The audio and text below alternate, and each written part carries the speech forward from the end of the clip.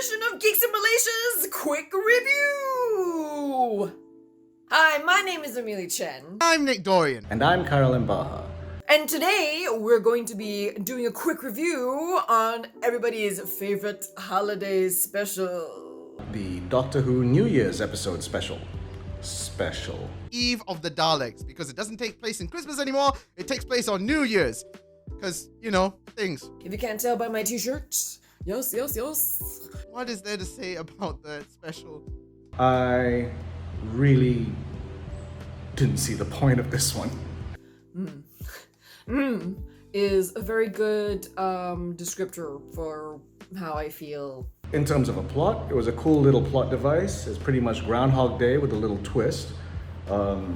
Because they keep coming back to the same moment after being killed by Daleks, and each time they come back, they lose one more minute. Actually, probably maybe a bit more like Russian Doll, if you guys... I haven't really fully seen Russian Doll, but I understand the concept of Russian Doll, which is kind of that.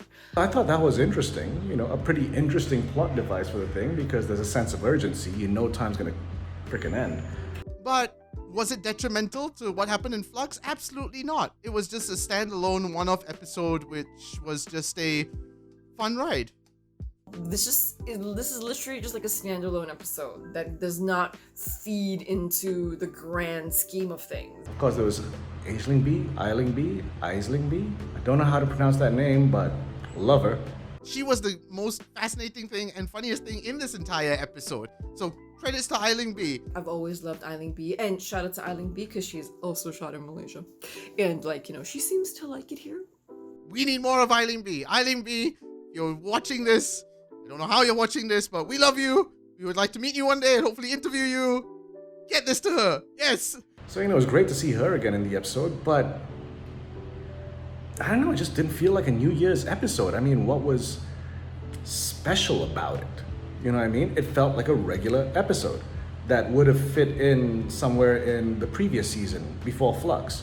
Coming off the last year, the last season, this feels like a step back for Chibnall. I'm sure the guys would concur because this is exactly what we came up with the other day. When we first heard about Jodie Whittaker and Chris Chibnall doing 3 episodes leading up to Jodie's regeneration, it immediately reminded me of when David Tennant, the 10th Doctor, when he was about to regenerate, he also got these bunch of specials. But the difference was, at that time, those 3 episodes were really connected to what happened before it and what was about to come after. Each special was basically showing a little bit more plot and showing how the Doctor,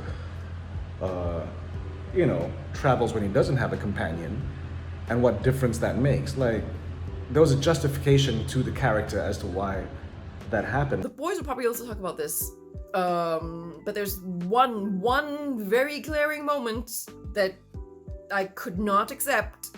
Oh my god, yes, and the Doctor. Good god. There's nothing wrong with that plot device per se. It just felt incredibly shoehorned, like it wasn't earned.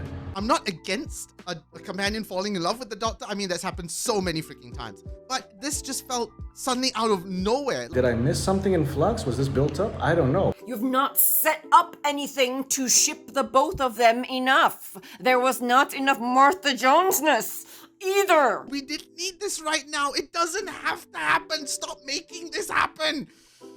Oh. So, that was our wrap up. That was our thoughts on the wall for the Doctor Who New Year's special. Nothing particularly wrong with this episode. It's just, why does it exist as a special?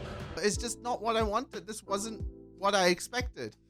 It was a fun ride, but it just wasn't what I expected. And, just in case Nick forgets. Oh, hold up. I'm not forgetting. I will remember this time. If you're watching this and would like to hear our podcast, we have a podcast every 2 weeks on every Thursday. You can find us on Spotify, Apple Podcasts, anywhere you get your podcasting needs. We are all over the place. We are also on YouTube at youtube.com/Geeks in Malaysia.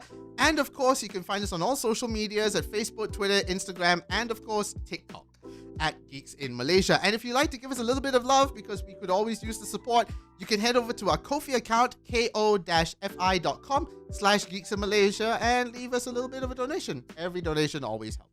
My name is Amelia Chen. I am Nick Dorian. And I'm Carolyn Baha. Keep geeking out, yo.